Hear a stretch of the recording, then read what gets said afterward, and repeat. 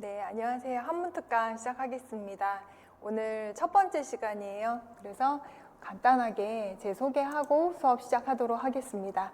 저는 이주연이라고 하고요. 안녕하세요. 네, 그다음 우리 방문각 학원에서 중국어 임용 강의를 20년간 해오고 있습니다. 그리고 제 전공은 학부 때는 중어 중문학을 해서 이제 중국 문학을 다루긴 했었는데 아시다시피 학부에서 하는 거는 한계가 있죠. 아무래도 임용고사 중국어 가르치다가 보면은 중국의 고대 문학을 하거든요. 거기에 보면 뭐 시경도 나오고 노노맹저 당연히 제자백가서 사상서라던가 교육과정에 연계해서 많이 나오기도 하고 당송팔대가 산문도 중국어 임용고사에서 다뤄지는 부분이에요. 그래서 20년 동안 제가 강의를 좀 여러 번 이제 한 경험이 있습니다. 그다음에 지금 제가 교사는 안 하지만 저도 2급 전교사 자격증을 보유는 하고 있어요. 그래서 여러분에게 학습을 하면서 아마 여러분이 학교에서 뭐 한문이라던가 중국 산문이라던가 한국 문장가의 뭐 고려시대, 조선시대 문장가 문장을 읽으면서 여러 가지 이제 뭐 텍스트를 여러 루트를 통해서 채널을 통해서 공부할 수 있는 기회는 있는데 아무래도 시험은 시험이다 보니까 맞춤식으로 시험에 맞춰서 우리 한문 임용에 나올 만한 그리고 내가 풀 수 있는 그런 독해를 할 수 있는 강의는 많지 않을 거예요. 그래서 되도록이면 여러분의 이제 수준을 제가 파악할 수 있으면 파악하고 맞춤식으로 인재시교라고 하죠. 논어에서 나온 대로 인재시교로 맞춤식으로 임용 한문 문제를 풀 수 있을 정도의 어떤 학습을 이제 강의를 하려고 노력을 합니다. 그리고 제 전화번호는 이렇게 조그맣게 되어 있고 지금 이메일도 되게 작게 돼 있잖아요. 근데 요거 어떻게 활용하시냐면은 지금 여기 보여지는 게 원노트라고 앱이에요. 뭐 여러분 지금 거의 공부하시는 분들이 20대, 30대 안 보이시면 이따 쉬는 시간에 앞으로 오셔도 돼요. 좀 옮기셔도 되는데 안 보이시면 제가 이렇게 크게 해드릴 수도 있어요. 엄청 크게 해드릴 수도 있고 제 강의 특징은 뭐냐면 백목으로 판서 안 합니다. 거의 안 해요. 거의 안 하고 이 원노트에다가 입력을 해가지고 보여드리기 때문에 훨씬 더 정확하게 여러분 볼 수 있고 판서해서 허비하는 시간보다 여러분이 획수는 뭐 요즘에 인터넷 찾아보면 다 나오는 거고 조금 더 정확하게 좀 직관적으로 보는 게 훨씬 더 각인이 되거든요. 시간도 아끼고 그래서 저는 판서를 칠판에 하지 않고 이 원노트로 하는데 요거를 여러분이 어떻게 활용하시냐면 이게 앱이에요. 그래서 지금 보니까 이제 휴대폰 있고 없는 분 없을 텐데 이제 노트북도 있는데 무료 앱으로 다 다운로드를 받을 수 있거든요. 그래서 나중에 그 앱에 뭐 이렇게 들어가서 뭐 구글 스토어라던가 아무튼 거기 앱 다운로드 받을 수 있는데 앱 스토어 들어가서 다운로드 받으셔가지고 본인 이메일을 이렇게 등록을 하시고 제가 공유 이메일을 보내드리면 그거를 그냥 수락하시면 똑같이 저랑 동기화만 하면 볼 수 있기 때문에 수업 시간에 막 이거 적느라고 정신을 분산할 필요가 없어요. 그러니까 수업 시간에는 이해하고 눈으로 각인하고 조금 더 이렇게 시야를 넓히는 데 집중을 하시고 좀 즐기시고 수업 끝나고 오늘 지나가면 기억력 많이 소실되는 거 잘 아시잖아요. 그러니까 집에 갈 때나 다시는 복습할 때나 이렇게 노트북이나 휴대폰 통해서 아까 이런 얘기를 했었지 이 글자는 어떻게 쓰지 하면서 다시 한번 돌려볼 수가 있기 때문에 요 놓칠까 봐 막 필기를 그렇게 하실 필요 없어요. 그래서 이따가 요거 알려드릴 건데 저한테 이메일로 이제 제 이메일입니다 하고 이렇게 알려주시면 제가 공유 메일을 그쪽으로 보내드릴 거니까 요거는 이따가 되게 내용이 이제 많이 나오거든요. 그럼 이걸 판서하느라고 힘들게 여러분이 쓰실 필요가 없다라는 거 미리 말씀드립니다. 그 다음에 오늘 1강은요, 목차 이렇게 먼저 보시면 1강 목차가 오늘 주제는 뭘로 정했냐면은 기출문제를 보는 중국 고전산문으로 정해봤는데 제가 최근 한 18년에서 20년 기출문제를 뒤져보니까 중국 산문가, 문장가의 문장이 꽤 많이 나와요. 여러분 아시는 것처럼 고문진보가 우리 평가 영역 안에 들어가 있잖아요. 가장 많이 나오는 산문가는 당연히 여러분 예상하시는 대로 당송팔대가가 맞아요. 근데 당송팔대가 하면은 여러분 잘 아시겠지만 8명이에요. 이 8명 중에서 당나라 사람 몇 사람인지 아세요? 당나라 사람 2명입니다. 2명이고요. 나머지 6명이 송나라 사람이에요. 근데 그 당나라 사람 2명 중에 1명이 여기 나오는 한유고요. 다른 1명이 혹시 기억나세요?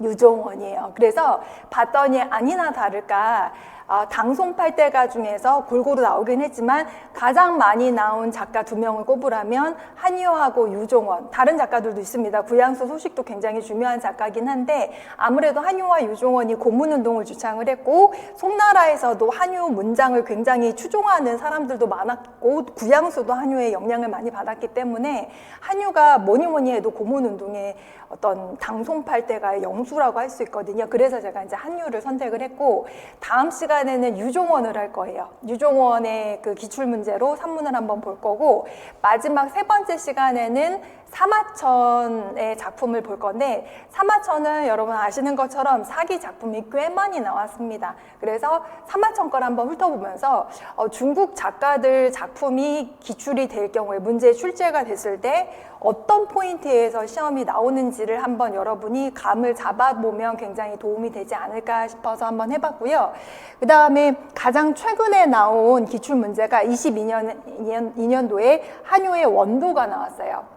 이 문제는 이따 보겠지만 국역하시오 문제가 나왔어요. 국역은 아시다시피 한문을 우리말로 번역하는 문제가 나왔죠. 근데 이 원도는요, 사실 중국에서도 중국인들, 중고등학생들도 배우거든요, 고문을. 근데 우리는 사실은 중고등학생들이 왜 뭐 예를 들어서 전기소설 같은 건 한글로 배우잖아요. 근데 우리는 이제 한문을 하니까 한문으로 배우긴 하는데 중국인들은 이게 자기네 말이기 때문에 이런 원도 같은 작품은 고등학교에서 실제로 학습을 하는 내용인데 어려워해요.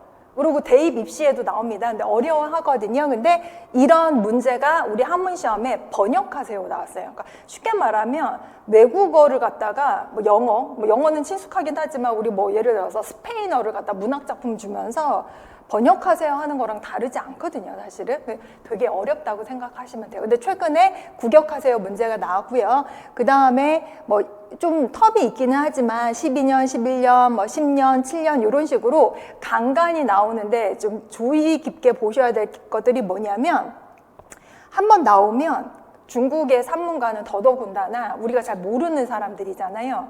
어려워요. 왜 어렵다는 말을 하냐면 저는 이제 독해를 오랫동안 중국어도 가르쳤고 이제 한문도 가르치고 있는데 여러분이 생각할 때 영어든 한문이든 뭐든 외국어든 독해할 때 국어도 마찬가지로 독해할 때 가장 중요한 요소가 뭘까? 어휘를 많이 알면 좋겠죠? 단어 많이 알면 될 것 같잖아요. 근데 그 이전에 구조를 알아야 돼요. 그러니까 문법을 알아야 돼요. 근데 우리는 외국인이기 때문에 한문도 어떻게 보면 이건 이제 중국어잖아요. 고대 중국어잖아요. 한문 문법을 잘 모르면 이게 뭔 말인지 몰라서 해도 늘지 않아서 성인들이 외국어를 배울 때 특징이 뭐냐? 문법을 되게 중요하게 생각해. 왜냐하면 우리는 어렸을 때 원어민이 아니기 때문에 이 규칙을 알지 못하면 해도 이게 무슨 뱅글뱅글 도는 느낌이어서 한문 문법이라는 어떤 틀을 가지고 접근을 하고 어휘를 늘리고 하면 그게 보이거든요. 그러면 좋아요. 그러니까 문법 알고 어휘 알면 독해가 잘 되는데 그 다음에 정말 중요한 하나의 요소가 전 뭐라고 생각하냐면 배경 지식이에요.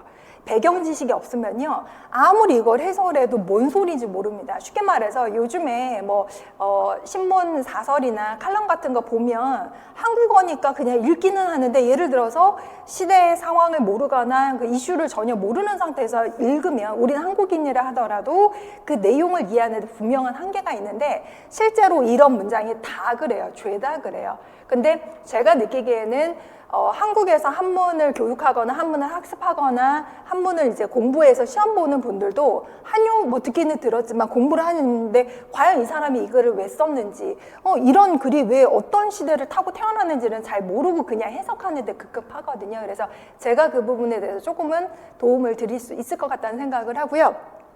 오늘 특강은 2시간 이제 계획을 하고 공부를 하기 때문에 이걸 다 꼼꼼하게 풀려면 시간이 없어서 선택과 집중을 하기 위해서 일단 가장 최근에 나왔던 한유 원도는 좀 볼 거고요. 그 다음 세 번째 나와 있는 한유의 백이송, 이것도 되게 중요한 문장이거든요. 그래서 요 세 번째 작품하고 5째 작품을 강독을 할 건데, 참고로 22년을 여러분 다 아시다시피 우리는 최근에 몇 년 동안 서답형이라는 문제를 풀거든요. 그러니까 서답형은 기입형 몇 문제 있고 서술형 몇 문제 있었는데, 요때까지만 하더라도 한 문제 30점짜리 논술형이래 가지고 이런 문제는 지금 나오지는 않아요. 다만 우리가 건질 건 한유의 백이송이 나왔는데 백이라는 인물을 소재로 한 사마천이나 뭐 다른 한국의 작가의 어떤 글을 병렬을 하면서 나열을 하면서 이 작가의 작품의 논점이 어떻게 다른지 주제를 뽑아내는 그런 문제가 나왔는데, 요즘에는 나오지 않지만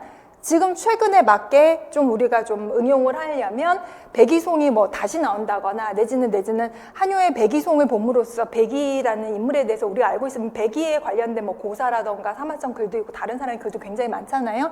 인물 평론이 보면 조금 더 지식이 넓어져서 배경 지식이 많아져서 해석하는데 독해하는데 굉장히 도움을 줄 수가 있다고 생각을 합니다. 그래서 일단 요거는 제가 문제 따로 드리고 답은 이따가 나눠 드릴 건데요.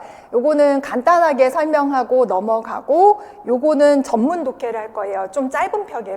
편폭이 짧은 편이라서 전문 독해를 할 거고, 원도는 편폭이 굉장히 긴 편이어서 다 볼 수 있을지는 모르겠는데, 저는 이제 안 되면은 시험에 나왔던 부분 꼼꼼하게 보고 웬만하면 좀 처음부터 끝까지 어떤 내용인지는 훑고 넘어가려고 합니다. 그래서 일단 세 번째 문제를 볼 거니까 여러분이 이제 수업 시작하기 전에 11년도 한유 백이송을 한번 보라고 했는데, 그걸 뭐 지금 풀 시간은 없고요. 대충 어떤 문제가 나왔는지만 볼게요. 보니까는 가에서 다는 육아에서 중요하게 여기는 인물에 대한 평이다. 이 글을 읽고 물음에 답하시 오라고 했어요. 그리고 가는 맹자의 글이 나왔는데 여기에 백이가 언급이 됐고, 그 다음에 나가 바로 우리 오늘 중점적으로 볼 한유의 백이송이고요.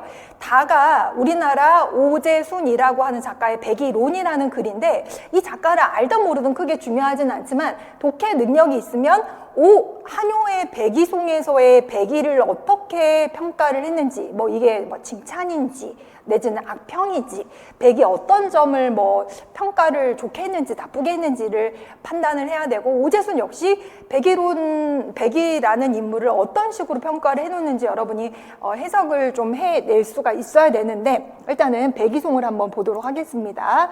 요게 원문이고요, 여러분. 요거는 여러분한테 프린트가 없고, 이따가 원노트 공유하면 제가 쉬는 시간에 한번 공유를 해드릴게요. 요거 앞에 보시면 제가 프린트를 나눠드렸는데 백이송 원문하고 주석을 나눠드렸어요. 근데 그거는 원문만 있고 그 밑에 주석이 있어요. 그러니까 여러분 공부하실 때 원문은 인터넷에서 다운로드 받아서 출력해가지고 보셔도 되고, 그걸 갖다 여러분이 막 필기를 한다기보다는 수업을 다 듣고 돌아서면 사실 또 새롭거든요. 근데 그거 보면서 내가 주석도 없고 필기도 없는 상태에서 원문만 보고 내가 해석이 됐는지를 한번 보시면 굉장히 많이 도움이 되실 거고, 주석은 뭐 단어풀이죠. 그러니까 참고를 하시면 되는데, 지금 그거 보시는 것보다는 그거는 여러분 가져가실 수 있고, 요것도 원노트로 있다 나중에 다시 볼 수 있지만 요거 보면서 이해를 하시는 게 훨씬 더 도움이 되실 거예요. 잘 안 보인다 그러면 제가 더 크게 해드릴 건데, 요거 글씨 보이세요? 다 보이세요? 여기 한유 백이송이라고 되어 있는데, 백이송 할 때 이 송이라고 하는 거는 우리 칭송, 누군가를 칭찬하는 글이잖아요. 한문 이면 보니까 대부분 작가하고 제목은 제시가 돼요. 가끔 어떤 시험 보면은 독해 시험에서 작가하고 작품을 제시를 안 한다는 건 그 작품 제목이나 작가명에 큰 힌트가 있다는 거거든요. 근데 우리는 요거를 보고 들어가요. 그러면 우리가 알 수 있는 건 뭐냐? 백이에 대한 칭찬일까 악평일까 라고 했을 때 당연히 칭찬이에요. 그럼 백이라는 사람이 누군지를 알고 독해하는 거랑 난 백이는 몰라, 누군지 몰라, 그 상태에서 해석하는 거하고는 천지 차이입니다. 그래서 우리는 백이라는 사람이 어떤 사람인지 봐야 되는데, 상나라 말기의 고죽국이라는 나라의 임금에 맞으래요. 그러면 이제 상나라는 여러분 다 아시다시피 중국 역사로 들어가는데, 상나라는요 우리 옛날에는 은나라 그랬어요. 그래서 중국 역사 여러분 처음에 어느 나라부터 시작하는지 아세요? 하, 은, 주, 뭐 등등등등 있다가 또 할 거지만 나오잖아요. 그래서 백이라는 사람이요. 한유 보면은 언제 사람이랬죠? 한유가 당나라 사람이라고 했잖아요. 이 백이라는 사람은 저 한유보다도 저 전에 기원전에 은나라, 상나라에 그것도 우리가 이름도 모르는 그 주나라가 서주 동주로 분화되고 동주가 춘추 전국시대로 분화가 되잖아요. 근데 전국시대만 와도 우리가 좀 아는 게 전국칠국 이러면 알잖아요. 뭐 진나라도 알고 들어봤잖아요. 한나라도 있고 초나라도 있고 뭐 제나라도 있고 조나라도 있고 연나라도 있고 하잖아요. 근데 춘추시대에는 그거보다 훨씬 많은 몇백 개의 나라가 있었단 말이에요. 근데 그때쯤 있었던 나라가 고죽국이라는 나라가 있었는데 그 나라의 임금을 뭐라고 했냐면 고죽군이라고 한 거예요. 그럼 여기서 고죽국의 임금은 고죽군이었는데 그 군자 아시잖아요. 군자. 한문에 보면 이 군이요. 임금할 때도 쓰고요. 그 다음에 아내가 남편을 부를 때도 군이라고 쓰고요. 내지는 상대방을 높일 때도 군이라는 걸 쓰거든요. 그럼 한문 독해할 때 이 군은 임금인지 남편인지 상대방을 높이는 말인지를 분간을 하셔야 돼요. 근데 어쨌거나 고죽군의 임금, 고죽군의 두 아들인데 여기서는 백이는 맞이예요. 첫째예요. 여기서 백이 할 때 그 백자가 우리 남자 학렬 때 백중숙계잖아요. 그래서 백은 이 사람의 첫 번째 학렬이고 이는 이름인데 우리는 그냥 백이 하면 되고 숙제라는 사람이 한 명 더 나오는데 이 숙이라고 하는 게 백중숙계 할 때 그 숙자가 백이보다는 동생인 거예요. 그래서 백이 숙제가 동시에 나오는데 여기서는 백이론, 백이에 대해서 얘기하는데 그냥 묶어서 칭찬하신다고 보시면 되겠습니다. 성, 나시, 이름, 윤 이런 거 하나도 안 해오셔도 상관없어요. 어쨌거나 백이가 진짜 본명은 아니구나라는 것만 알고 넘어가셔도 되고요. 뭐 이는 시호다라고 있는데 이것도 시호인지 아닌지 모르셔도 상관없어요. 다만 시호라는 게 뭐냐? 이 사람이 죽고 나서 그 사람한테 붙여주는 호.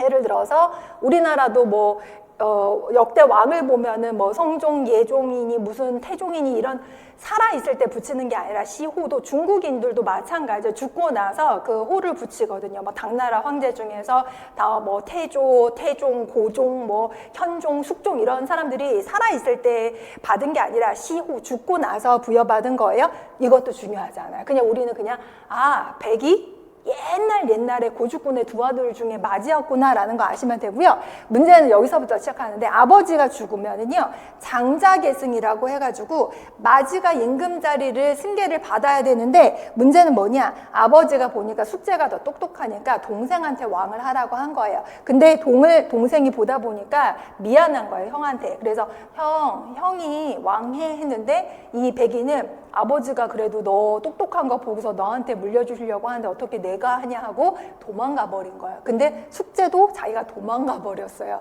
근데 그 왕자리는 다른 아들이 물론 이어받아서 하기는 했지만 백이와 숙제는 왕자리를 버리고 서로 왕위를 양보하다가 도망가 버렸는데 마침 그때 어떤 일이 있었냐? 요게 여기서부터 중요합니다. 요것만 볼게요.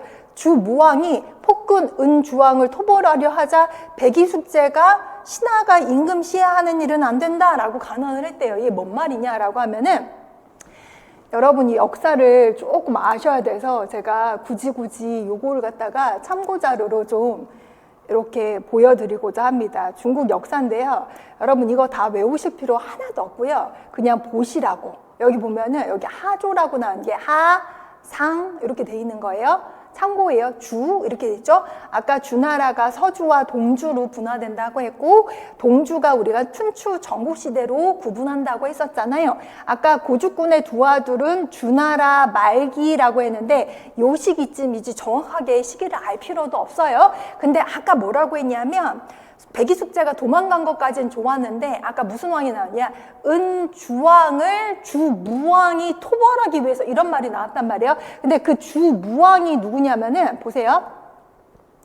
그 은주왕이 은나라는 요게 상조 자꾸 은나라 주나라라고 했는데 역사적으로 이 역사가 있었다라는 것을 입증할 수 있는 자료가 나오는 게 상나라의 수도인 은어에서 나온 여러분 잘 아시는 갑골 문자 때문에 이 나라가 존재했다라는 게 증명이 된 거거든요. 그 하나라는 아직까지는 있었다고는 얘기하는데 그 실질적인 자료를 찾지를 못했어요. 어쨌거나 요때 말기쯤에 굉장히 많이 막 어려워졌어요. 그 백성들이 살기가 어려워졌고 했는데 상나라, 뭐 은나라 똑같다고 보시면 돼요. 이 마지막 왕 이름이 주왕이었어요. 주왕. 근데 여러분 들어보셨는지 모르겠는데 주왕이 미녀 달기한테 빠져가지고 뭐 주지웅이 막 놀고 막 하다가 나라를 말아먹고 그런 얘기 많잖아요. 그럼 한번 봅시다. 여러분이 뭔가 장군 세력이고 제후 세력인데 왕이 그냥 나라를 말아먹고 있어요. 그러면 여러분은 그 왕을 끌어내리고 뭔가 정의의 세력이 집권해서 백성들을 잘 다스리는 게 그게 정의일까? 아니면 왕은 왕인데 어찌 감히 백성이 왕을 죽이거나 시해하거나 끌어내리느냐? 안 된다. 라고 이렇게 나눠졌을 때, 그 여러분은 어느 쪽에 있었을 것 같아요? 지금도 그런 거잖아요. 국민의힘하고 민주하고 그렇게 분화되는 것처럼 이때 그랬던 거예요. 근데 아까 나왔던 주무왕이 은나라의 왕이었던 주왕을 토벌을 하러 간 거예요. 성공했나요? 성공했죠. 그러니까 주나라가 들어왔죠. 근데 그 사람은 주무왕인데 아버지를 문왕으로 추대를 했어요. 그래서 주문왕, 주무왕 도와줬던 뭐 등등등등의 인물 해가지고 육아에 성인하면 여러분 많이 들어본 사람이 요수, 누, 탕, 문무, 주공 막 나오잖아요. 그 사람들인 거예요. 그 문무, 주공할 때 그 문무가 주무왕하고 그 아버지 문왕인 거예요. 그러면 여러분 그 혁명이라는 게 성공하면 혁명이지만 실패하면 난이거든요. 혁명에 성공한 거예요. 그래서 주나라가 들어왔어요. 근데 주나라가 계속 존속을 하다가 요 나라도 추초전국 시대로 분화가 되긴 하는데 우리는 요때 얘기를 하는 게 아니라 요때를 얘기를 하는 거예요. 그럼 다시 돌아와서 이제 뭐라고 했냐면은 주무왕이 폭군 은주왕을 토벌하려고 하자 이 무리들은 다 토벌해서 왕을 끌어내려야 된다고 하는데 백이숙제만은 안 된다고 한 거. 왜냐?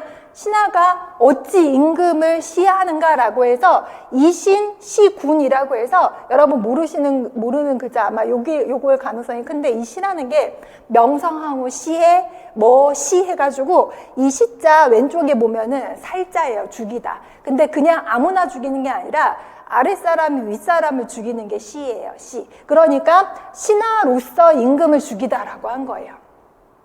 임금을 죽이다. 이것도 기억을 하셔야 됩니다. 그럼 여기서 여담인데 하나만 더 짚고 넘어갑시다. 우리가 알고 있는 임금은 왕 내지는 뭐 황제 이렇게 얘기를 하는데 왕도 썼어요. 여기 문주왕 이렇게 썼으니까 황제는 왜 이때 안 썼을까? 아직 진시황이 안 나왔거든. 그쵸? 그 주나라 마지막에 어지러운 춘추 전국시기에 통일한 중국 최초의 통일 왕조가 진나라잖아요. 그쵸? 그 진나라의 진시황이 처음으로 자기는 황제다라고 해서 황제라는 명칭을 쓴 거고 이전에는 황제가 없었어요. 명칭이. 그러니까 임금을 군 내지는 왕 이런 명칭을 썼다는 거죠. 그래서 어쨌거나 백이숙제는 이걸 반대를 했어요. 그러면 어떤 파벌에서 볼 때는 백이숙제와 같은 이런 행동은 굉장히 신하가 어떤 자신의 본분을 지키고 왕을 존중하며 질서를 유지하고 감히 아랫사람이 윗사람을 죽이는 하극상이 일어나지 않게 하는 굉장히 의로운 행동으로 보여지는 건데 이 주무왕 입장에서는 반대판 거죠. 그러면 이 사람들 입장에서는 서로 달라요. 그쵸? 생각이 달라요. 근데 어쨌거나 주무왕이 정권을 잡았으니까 성공했으니까 혁명에 성공했으니까 이들의 운명은 어떻게 될 것인가? 주나라에 살기가 힘들어요. 그냥 나와 내가 살게 해줄게 해도 싫어요. 안 가요. 하고 이 사람들은 어떻게 하냐? 결국은 두 사람은 수양산에 숨어 들어가서 주나라의 곡식을 먹지 않고 굶어 죽었다는 이야기예요. 이걸 알고 있어야 백이숙제가 나오는 고사를 해석을 하면 다 이해가 돼. 이걸 모르면은 암만 해석해봐야 매번 다람쥐 쳇바퀴 도는 것처럼 이해에 한계가 있습니다. 굉장히 중요한 배경 지식을 설명을 했어요. 그래서 이제 원문을 보도록 할게요. 요거는 비교적 원문이 편폭이 짧은 편이기 때문에 제가 다 해석을 하려고 이렇게 해놨거든요.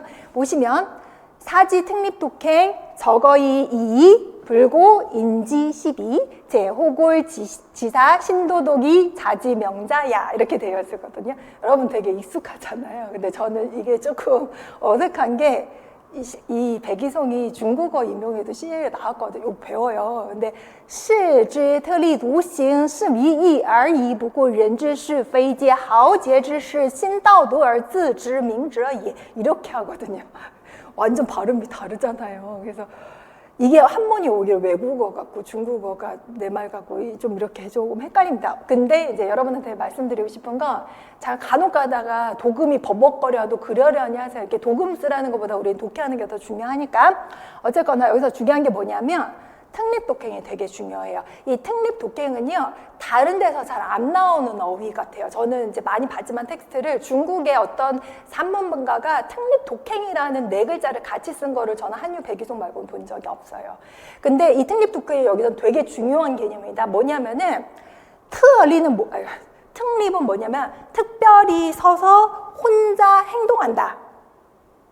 특별히 서서 홀로 행동한다. 여러분 이미 잘 아시겠지만 그 한문의 그 단어, 그 다음에 구, 더 나아가서 문장 구조, 이제 문법 얘기를 하는 거예요. 국어를 파악을 할 때 가장 기본적으로 여러분이 머릿속에 놓고 있어야 되는 게 뭐냐면은 그 안에 내부 구조를 기억을 하고 계셔야 되는데 우리 보통 중국어도 지금도 그래요. 중국어는 중국어랑 고대 한어는 그 부분은 똑같은데 중국어는 지금도 그 단어 내부 구조가 구의 내부 구조고 구의 내부 구조가 그 문장의 내부 구조거든요.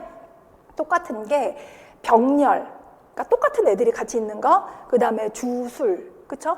내지는 술목, 내지는 술보, 그 다음에 뭐 보충이라고도 하고 말은 언어는 조금씩 다르긴 하지만 내지는 앞에 게 뒤에 거를 꾸며주는 거를 수식식이라고도 하고 평정식이라고 중국어로는 하는데 그렇게도 하는데 그거를 알면 내가 한문 한 글자를 몰라도 해석하는데 굉장히 많이 도움이 돼요. 여기도 보면은 우리는 입은 서다라는 동사, 행은 가다라는 동사잖아요. 그러면 앞에 있는 애가 뒤에 있는 애를 꾸며주는 수식식, 우리는 판정식으로도 얘기를 하는데 그렇게 해석을 하는 게 맞아요. 그러니까 특별하게 우뚝 써서 홀로 행한다 이러면 무슨 뜻인지 하나도 모르는데 이게 뭐냐면 의지가 고결하고 유행을 쫓지 않다라고 중국어로 해석이 되어 있어요. 고문을 해석을 할 때 주석에. 근데 이 말을 쉽게 제가 풀어서 보니까는 남하고 휩쓸리지 않은 거예요. 주관이 뚜렷해요. 다시 말해서 내가 인생관 가치관을 가지고 있는데 남이 뭐라 하면 귀가 얇아져 고래? 이러고선 따라하는 게 아니라 나는 주관이 너무 뚜렷해서 남이 옆에서 뭐 짓던 말던 간에 내가 그게 옳다고 생각하면 나의 원칙이라고 생각하면 거기에 흔들림이 없는 거예요. 그렇죠? 그래서 특립 독행을 반드시 기억을 하셔야 되고 그래서 선비가 특립 독행하는 것은 의에 합당할 뿐이다 라고 해서 이 이의는 뭐뭐일 뿐이다 라는 뜻이고 여기서 중요한 건 의로움에 맞으면 그뿐이라는 거예요. 의. 그러면 한유라는 사람은 의를 되게 중요했고 우리 왜 육아의 가장 기본이야 인의예지잖아요. 그런 걸 되게 중요하게 생각한 인물이거든요. 그 다음 다른 사람이 시비를 돌보지 않다. 이 고라는 거는 돌아보다 신경 쓰다 이런 거거든요. 그 다음에 이 인이라고 나왔는데 동사 뒤에 인이 나오면 나 말고 다른 사람, 타인이에요. 다른 사람이에요. 그러니까 다른 사람이 옳다, 그르다 라는 것을 돌아보지 않는다라고 했고 그 다음 모두가 이런 사람은 호걸지사다 라고 얘기를 하면서 뭐라고 했냐면 이런 사람은요 신도독이 자지명자야 라고 했는데 신도독은요 믿음이 우리 왜 독실한 기독교 신도 할 때 그 독일 거예요. 믿음 그 도를 믿음이 돈독하고 자신을 잘 아는 사람이다. 즉 나는 특립 독행이 뭔지도 모르는데 한유는 뭐라고 했냐면 의만 맞으면 다른 사람이 뭐라 신경 안 쓰고 이런 사람 다 호걸지사고 믿음이 돈독한 사람이고 이런 사람은 자기 자신을 잘 알고 이해하는 사람이다 라는 개념을 한유가 먼저 제시를 하면서 문장을 전개합니다. 나중에 복습하실 때 이거 한번 다시 보시면 더 이해가 잘 되실 거예요. 그 다음에 이렇게 얘기했어요. 원문 제가 여러분 보시라고 까만색 동그라미가 원문이에요.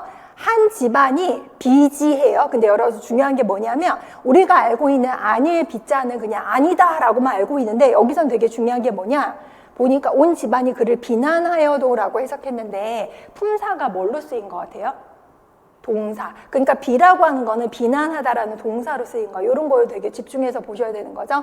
역행이 부록자 과의라고 했는데 힘써 행하는데 부록이라는 거는 어디에 미혹되지 않은 자가 다 끝나고 과라는 게 뭐 부족하다라는 거, 적다라는 거죠. 다시 말해서 여러분이 뭐 한다고 했는데 집안에서 반대를 해.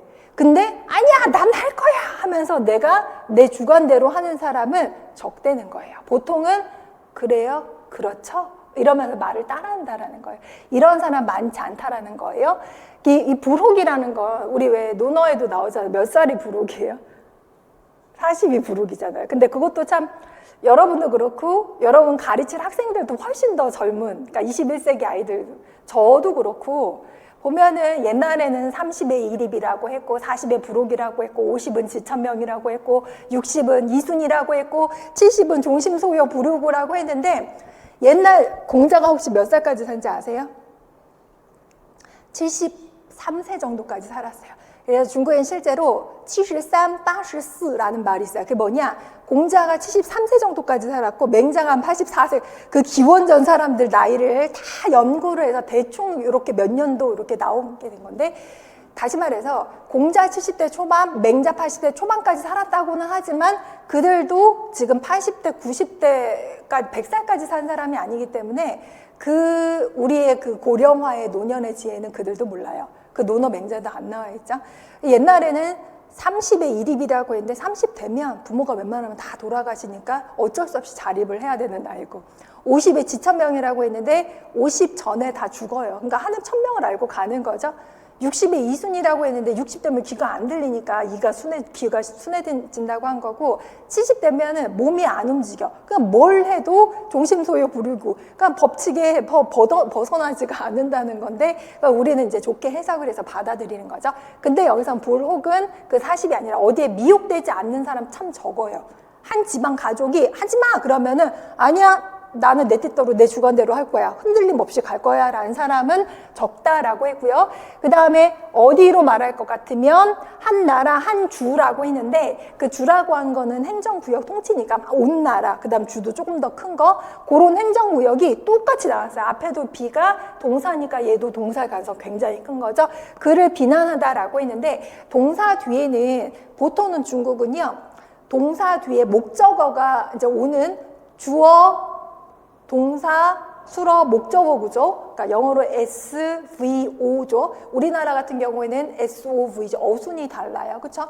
중국어는 고리버지만 글자 하나의 음과 뜻과 다 다르죠. 하나하나가 다 달라요. 근데 우리나라는 교차거죠. 조사에 따라서 뭐 나는, 내가, 나를 뭐 다 달라지는 거죠. 중국어는 없어요. 그런 게 없어요. 중국어랑 한국어랑 많이 달라요. 근데 그 옛날에 그거 이렇게 왔을 때 그걸 소화하고 우리나라 한문 문장가들 걸 쓰고 또 그 써내는 게 쉽지는 않았을 일인데, 어쨌거나 요거 왜 얘기하냐면 저기서 비라고 했잖아요. 그럼 비난하다라고 했는데 여기서도 동사로 비로 쓰인 거예요. 그러니까 그거를 좀 패턴을 파악하시면 해석하는 데 훨씬 도움이 된다라는 거예요. 어쨌거나 그 얘기를 하려고 했구나. 비지라고 해서 동사 뒤에 목적어가 오는데, 이 목적어가 대사, 지가 오는 경우 많잖아요. 우리 시험에도 지가 가리키는 써봐라 이렇게 하는 문제도 많은데, 어떨 때는 대사, 제가 왜 대사라고 했냐면 대명사가 아닐 수도 있어요. 그러니까 명사만을 가리키는 게 아니라 그 지가 어떤 문장이나 구를 가리키는 경우도 있기 때문에 중국에서는 그냥 대사라고 얘기를 하거든요. 근데 대사일 때도 있고 어떨 때는 대사가 아닐 때도 있어요. 이게 뭔 말이냐면은 글자 수 채우는 게 되게 중요해. 글자 수 채우는 게 뭐가 중요하냐면은 중국 사람은요 짝수를 좋아해요. 그래서 옛날 그 한자 한문을 보면 눈 하면 눈 목자 쓰잖아요. 근데 중국은 지금은 눈목도 지금 쓰기는 하지만 눈은요 옌징이라고 이음절로 써요. 따로 있어요. 그 다음에 예를 들어서 뭐 한두 개가 아니지만 예를 들어서 뭐 머리수 하지만 중국 사람은 더우나 머리 이음절로 쓰거나 아무튼 이음절을 좋아하는데 중국의 문장을 보다 보면 당송팔대가 문장 고문운동 주장하기 전에 변려문, 그 전에 뭐 시경, 초사 이런 거 뭐 시, 중국은 시의 나라라고 하거든요. 시를 지을 때 보면 이미 기원전 몇천 년 전부터 시경, 초사도 보면 어느 정도 정연한 완전 근체시 규칙은 맞지는 않지만 그때는 한 구에 몇 글자 이런 거를 되게 따지거든요. 근데 그 글자 수 따지는 거, 특히 변려문은요 짝수를 많이 따져요. 변려라는 것 자체가 변려라는 게 변자가 말 두 마리가 나란히 달리는 게 아름답다는 거예요. 그러니까 혼자 있으면 안 아름다워. 둘이 같이 달려야 나란히 쌍쌍이 그게 예쁜 거거든요. 그래서 변려문인데 그런 글자 수 맞추는 걸 되게 좋아하다 보니까 얘만 딱 이래도 의미는 통하는데 얘까지 있어야 왠지 뭔가 마음이 편안해지는 거. 그렇다고 얘가 의미가 없는 건 아니에요.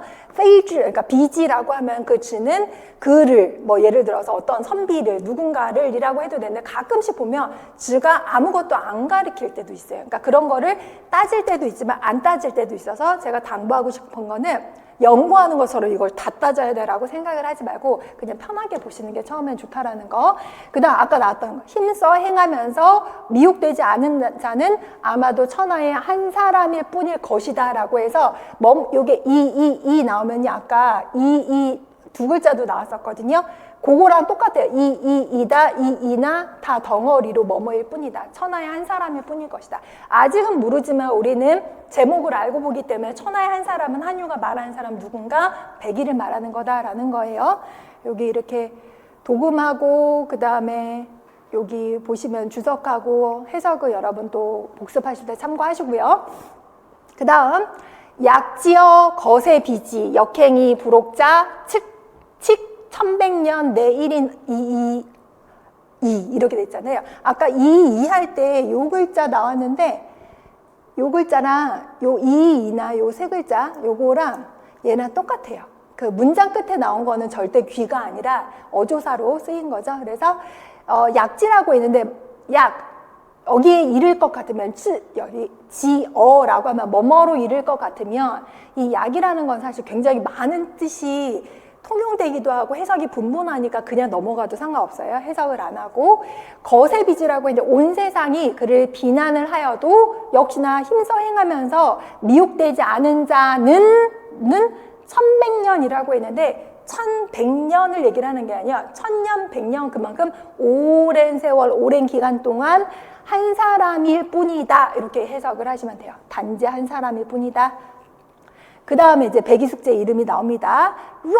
약이라고 하는 거는 뭐뭐로 말할 것 같으면 이런 거예요. 그래서 백이라고 하는 사람은 궁천지, 극만세이 불고자야라고 해서 여기 보면은 이 자라고 백이라는 사람은 뭐뭐이다라고 해서 중국의 고대 한어의 가장 기본적인 구식이거든요. 백이라고 하는 사람은 하늘 땅을 다하여서 이거는 공간적인 개념이죠. 만세라는 거는 시간적인 개념이에요. 그럼 나는 이 글자를 몰라요. 긍자긴 한데 몰라요. 근데 궁자는 대충 알아요. 무궁할 때 궁자 있잖아요. 다할궁자. 하늘 땅을 다하여 만세를 왠지 다하여 같아요. 그렇게 찍는 거예요. 긍자가 다하다라는 거고요. 여기 만세를 다하여라고 해서 만세, 고급만대를 제가 관통하다라고 해석을 해놨는데 다하다 이렇게 해석을 하셔도 전혀 무리가 없습니다.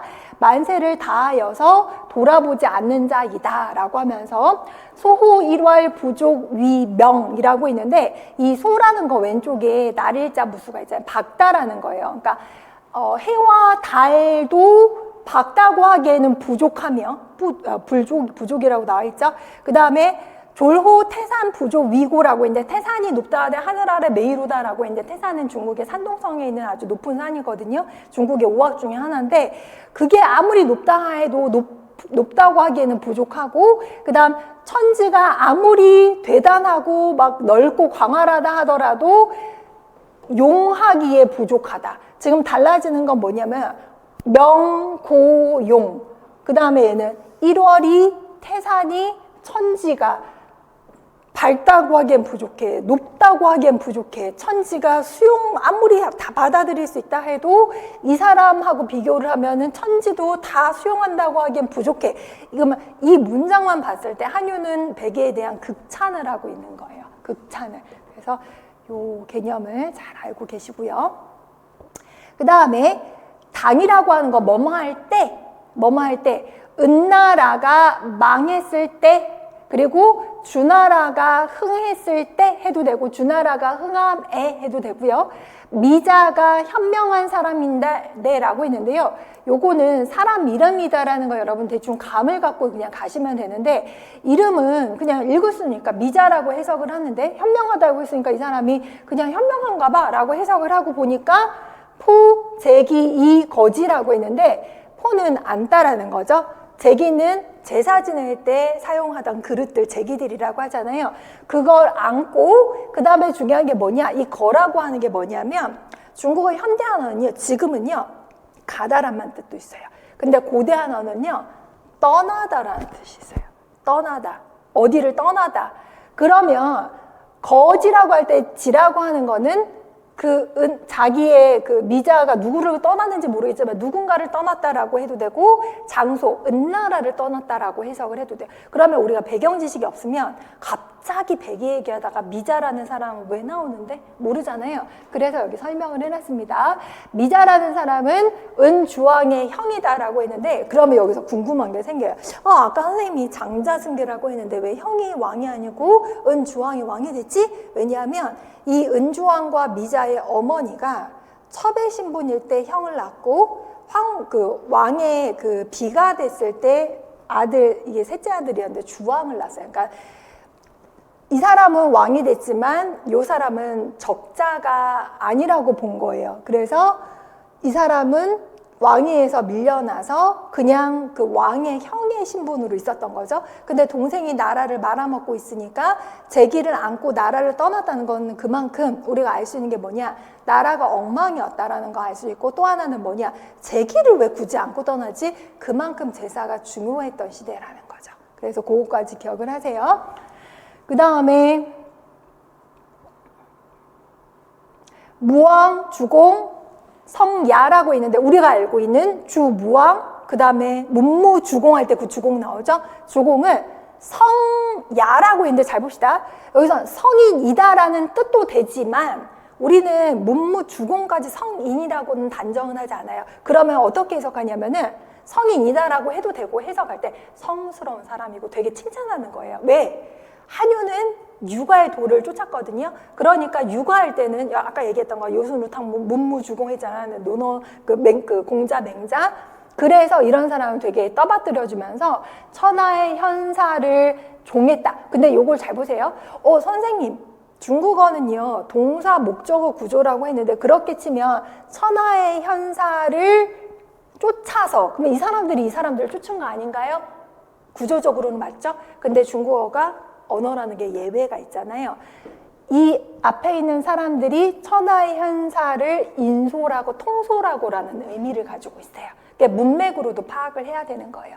그리고 더불어여, 잘 보세요. 요 더불어여인데요, 얘는요 접속사도 되고 개사, 전치사도 돼요. 근데 이게 왜 구분을 좀 하셔야 되냐면, and, 나 그리고 너 할 때 and 하면은 동사가 하나 나와 있는데 더불어 하다, 그럼 얘가 동사로도 쓰이면은 얘는 그냥 동사의 용법으로 쓰인 건데, 나와 누가 동사하다 이렇게 될 수도 있는데, 여기서는 뭐냐면 천하의 제후와 더불어서 동사에서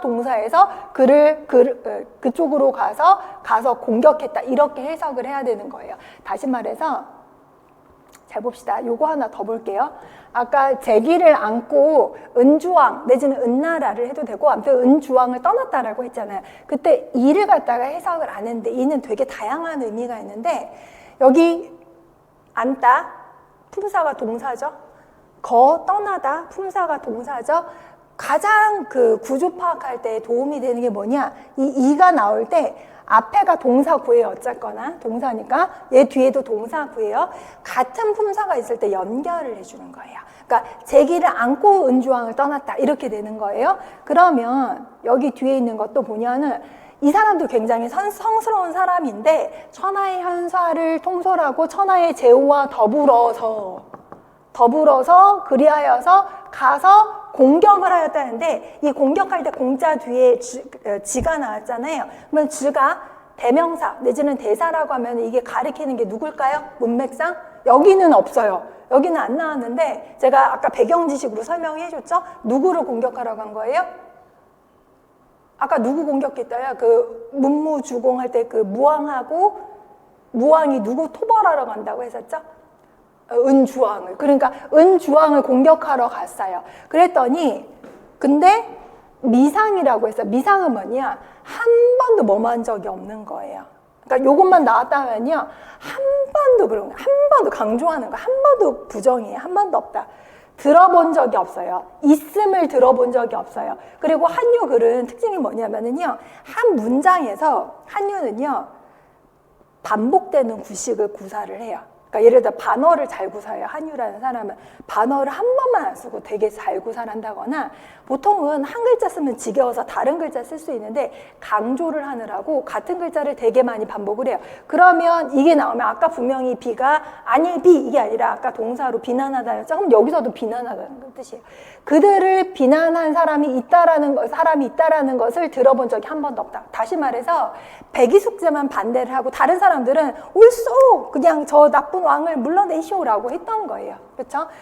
그런 거 기억을 하셔야 되는 거고. 그 다음에 저 백이숙제라는 사람은 이라고 했는데, 이 피라고 하는 거는 지시대사예요. 저 할 때 저. 백이숙제라는 사람은 뭐뭐이다, 유독 이위 불가, 안 된다라고 생각을 했다. 그래서 이위라는 건 뭐뭐라고 생각했다. think, 생각했다라는 뭐뭐라고 여겼다.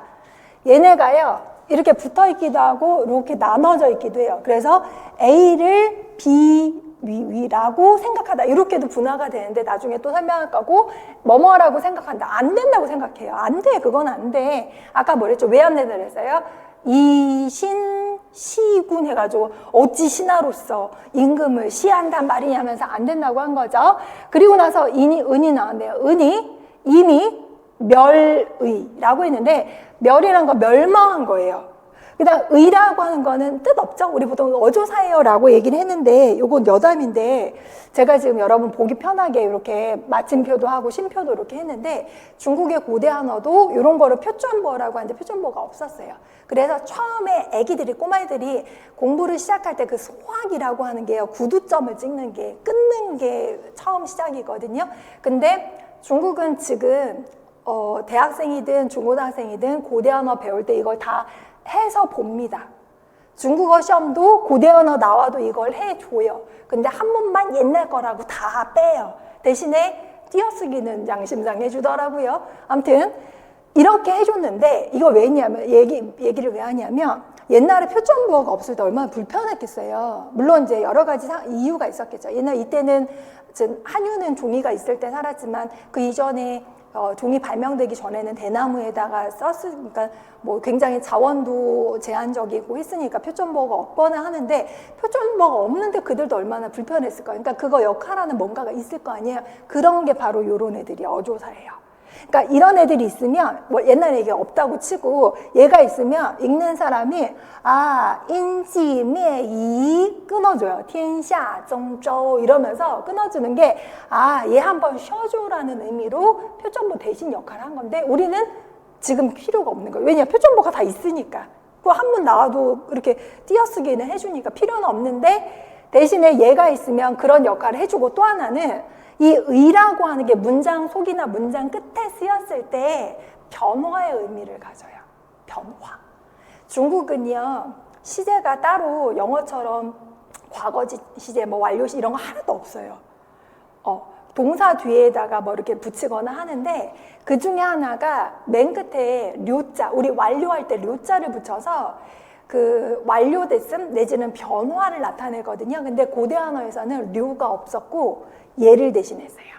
그러니까 얘가 뭐 어떤 의미냐면은 은나라가 이미 멸망하게 되자, 그러니까 이제 사라진 거예요. 은나라가 멸망하게 되자 천하가 주나라를 추종하게 되었고, 저 두자. 그러면 두 사람은 누구죠? 백이와 숫재가 인해 유독. 그 다음 잘 보세요. 여기 뭐예요? 수치심할 때, 그쵸? 부끄럽게 생각하다 기속이라고 했는데 이때 기속이라는 것, 그 나라의 곡식을 먹는 것을 부끄럽게 생각하다. 수치스럽게 생각하다. 그러면 이 글자는요, 부끄럽다라는 형용사가 아니라 어떻게 쓰였어요? 동사로 부끄럽게 여기다, 부끄럽게 생각하다. 그래서 이거를 중국에서 의동용법이라고 하거든요.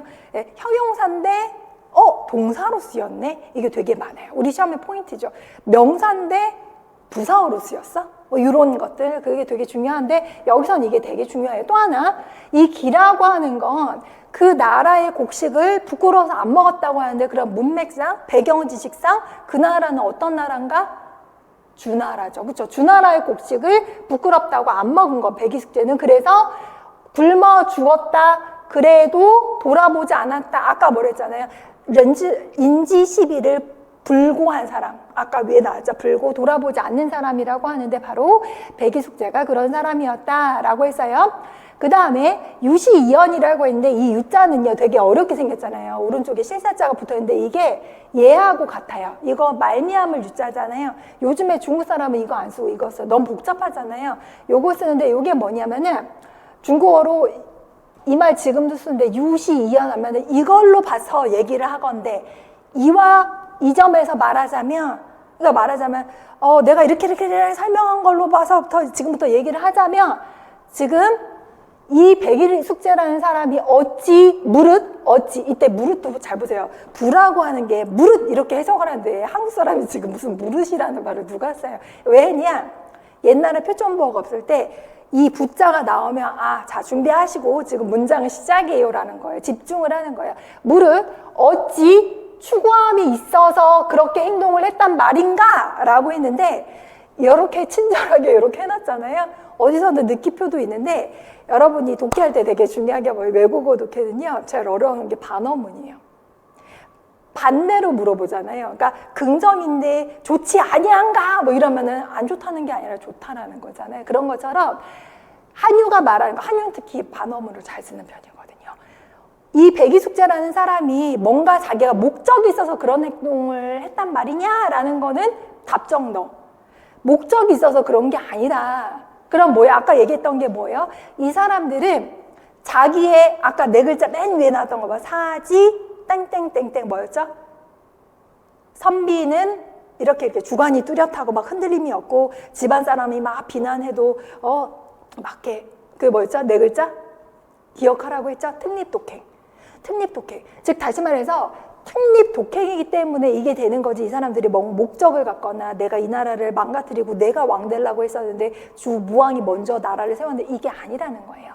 그랬겠느냐? 아니다. 아니다 하면서 아까 했던 말 반복합니다. 도를 믿음이 돈독하고 자신을 잘 알기 때문인 거예요. 즉 내 원칙이 확고하고 내가 어찌 감히 임금을 건드려. 그거는 아무리 나쁜 폭군이라도 그건 안 된다. 근데 이쯤에서 여러분이 좀 궁금증이 생길 거예요. 아니 뭐 답답하게 뭐 이렇게 끌어내릴 수도 있는 거지 할 수도 있잖아요. 그래서 중국은 지금 백이송에 대한 평가가 좀 나뉩니다. 어떻게 나뉘냐면은 백이숙제를 지금 한유는 굉장히 극찬을 했잖아요. 근데 어떤 중국의 학자들은 백이숙제를 악평을 해요. 그 이유가 뭐냐? 현실 도피적인 인물이다. 도망갔잖아요. 수영산에서 굶어 죽었잖아요. 주무왕 비난했잖아요. 그 폭정에 주왕 때문에 나라가 막 도탄에 빠졌는데 그거 어떻게 모른 척하냐. 무조건 뭐 어떻게 신하로서 임금을 시하냐 이런 말만 하는 건 안 된다는 거예요. 그래서 여러분이 이건 텍스트일 뿐, 한유의 생각일 뿐, 여러분도 나는 이렇게 생각 안 하는데 라고 생각할 수도 있는 거예요. 그렇게 공부를 해야 재밌는 거죠. 그렇죠?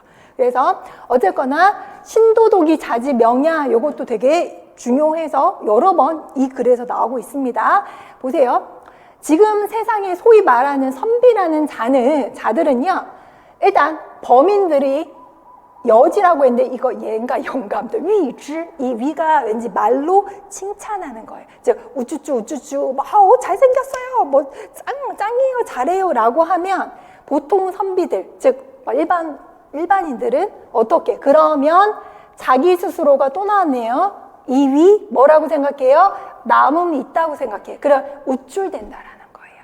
우쭐댄다.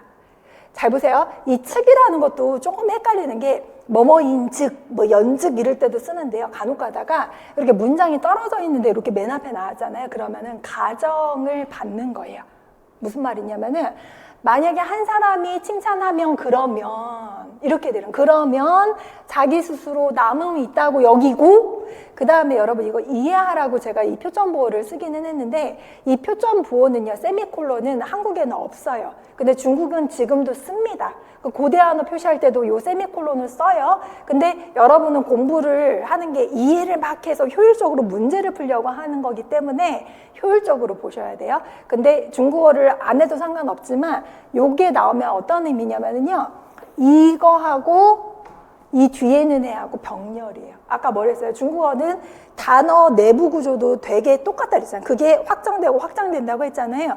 단어가 아니고 얘는 군데 한 사람이 칭찬하면 우쭐, 한 사람이 땡땡하면은 못도. 그러니까 이게 왜 도움이 되냐면 얘를 구분으로 해서 얘는 해석이 되는데 얘는 글자를 몰라.